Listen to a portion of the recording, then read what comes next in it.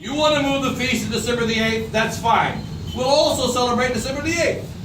But you're not taking away our feast, because our village is built on the Blessed Virgin Mary, and our village is built on their Immaculate Conception.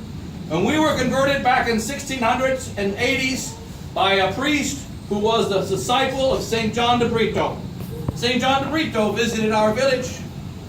We received the faith from one of his compatriots. We will keep the faith without changing. 1723 was the year they moved to that village.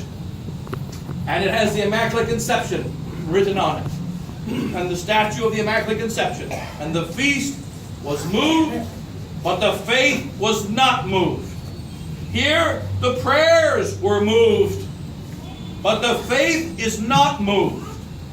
What makes us the same as our ancestors is our holy faith. And right now, our Lord Jesus Christ is purifying His church.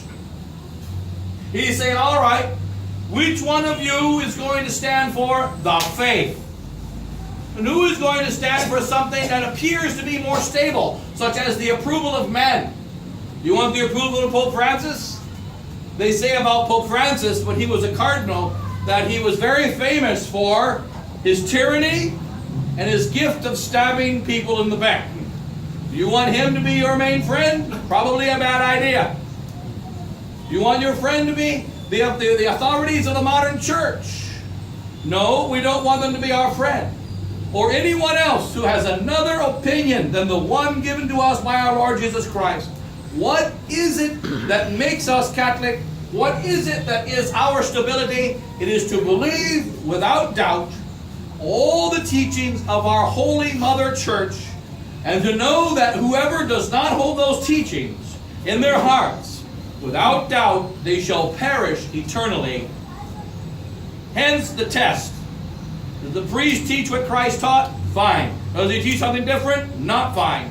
What's happening in the mainstream society of St. Pius X now? There is a change of the teaching. There is a turning away. We cannot go with that turning away. We hope that Bishop Fillet will turn back to the truth, but there is a turning away, and we cannot be involved in this turning away. What is it that makes us Catholic? We love and hold the true faith, which does not change. And here we have a missal. This is a reminder that the faith never changes. You can insert a page.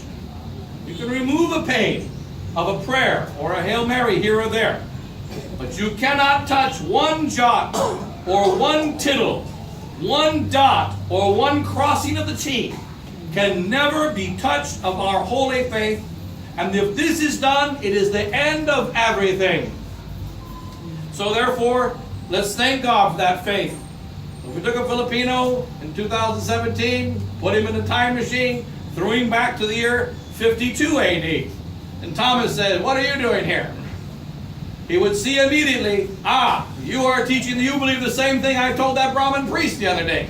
You're okay. You believe the same thing. And I ordained that Brahmin priest a Catholic priest. I made that Brahmin priest a Catholic bishop. I then made a Catholic diocese in South India. And I laid the foundations for the church to remain in this land until the end of the world. That's what I did. What are we supposed to do? We are supposed to take the faith of our ancestors, which is the faith handed down by St. Thomas, the faith that was communicated by our Lord Jesus Christ to all the apostles at the Last Supper, and we are to hand that faith whole and inviolate to our children and our children's children to the third and fourth generation. And this world shall pass. It shall pass. It shall not last. So let's remain faithful and to our beloved faith. Thank God for the gift of our holy faith. And don't fall for the evils of the new Mass, which teaches another faith. The evils of Vatican II, which teaches another faith. And the unfortunate evils of the new society of St. Pius X, which has turned to another faith. Changing their whole system. Changing their whole system, which is not the system of the ancients, not the system of God. Let's follow the system of the ancients, follow the system of God, and persevere in the faith by the grace of God and the protection of our Holy Mother. And remember also, as St. Augustine used to say, he used to say to young girls, why do you want to marry a man who you can't trust, who's going to grow old and die and leave you a widow. Why not marry a man who never grows old? Why not marry one who will never forget about you? Why not marry one who will love you forever? And that is our Lord Jesus Christ. And with regard to motherhood, our mother never grows old. Our mother never grows tired. Our mother never forgets. Our mother is the most wonderful of all beings that God ever made. And every one of us, how are we connected? How am I, an American from the Holy Land of Kentucky, connected to Maasin? Because we have the same mother. We have the same beautiful mother. This is what makes us one. And it is the most beautiful thing to be connected because we have the same mother. Because we have the same God. Because we have the same spouse of our Holy Mother, the Church.